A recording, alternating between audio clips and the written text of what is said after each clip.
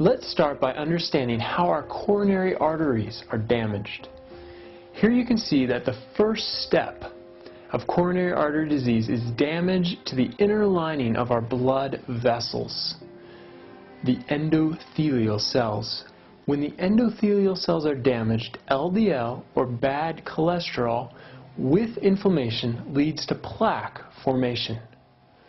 When the endothelium is further damaged and the plaque ruptures, a clot is formed and people have a heart attack. Studies have shown that animal fat and other fats in quantities normally consumed in the American diet acutely damage endothelium.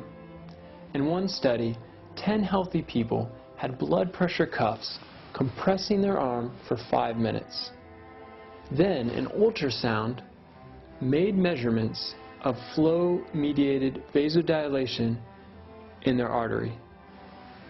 This graph shows the reduction in diameter that occurs after consuming 4 tablespoons of olive, soybean, or palm oil. All meals showed flow-mediated dilation decrease of 32% and postprandial increase of triglycerides of 27%, independent of type of oil or if given fresh or if given deep fried. This is likely due to the endothelium not producing as much substances like nitric oxide, which cause vasodilation. What does nitric oxide do? 4 things. It is the most powerful vasodilator in the body. You run upstairs, the arteries to your heart dilate. You run upstairs, the arteries to your leg dilate. Now,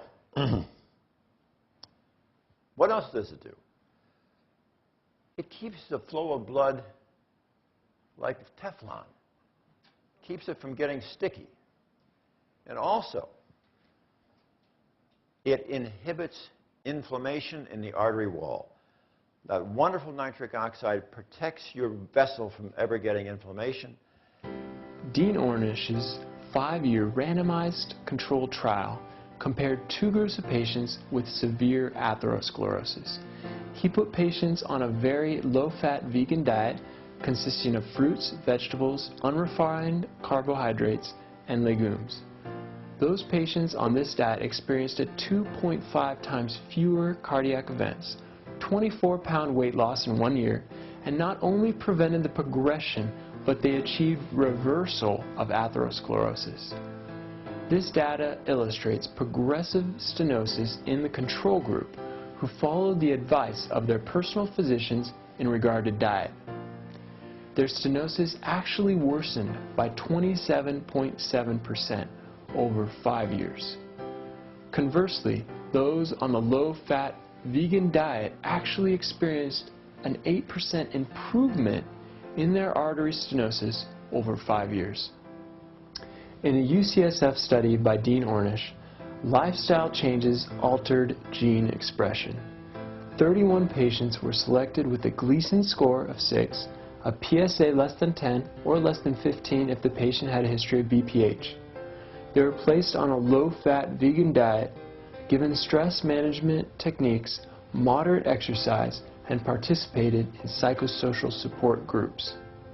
3 months later, the patients physically had a statistically significant decrease in their BMI of 2.5 units, systolic blood pressure decreased by 9 units, LDL was decreased 28%, and their waist size was decreased 3 inches.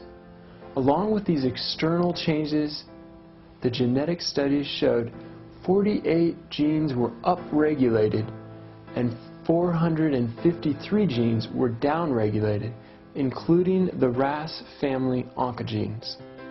Dr. Esselstyn at the Cleveland Clinic has also had great success in not only preventing coronary artery disease, but also in reversing it using a low-fat vegan diet.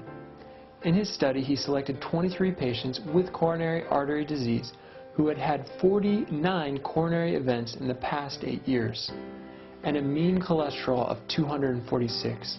He placed them on a low-fat vegan diet and followed them for 12 years. Their total cholesterol dropped from 245 to a mean of 145, And of the 18 participants who continued on their diet, none had any future coronary events during the 12 years.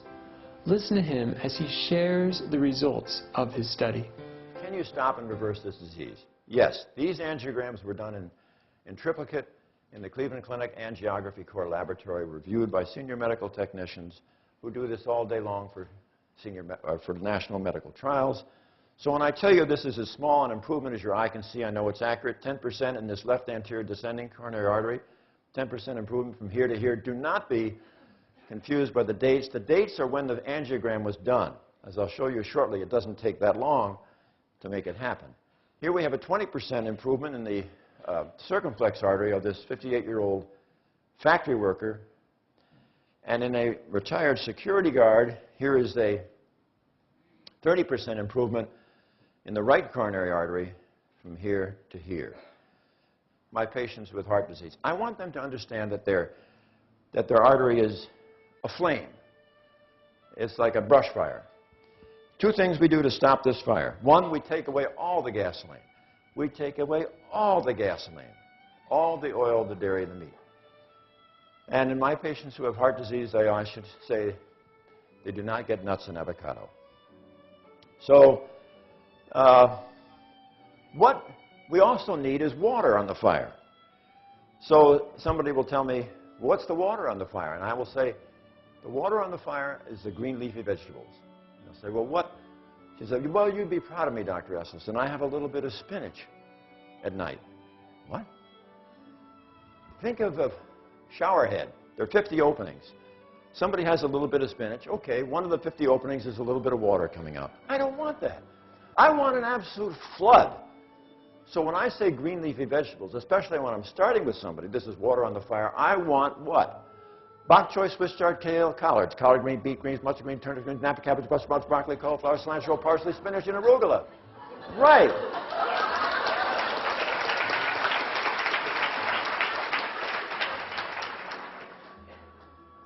I don't want it just at supper time. We want to bathe, B-A-T-H-E, bathe that inflammation.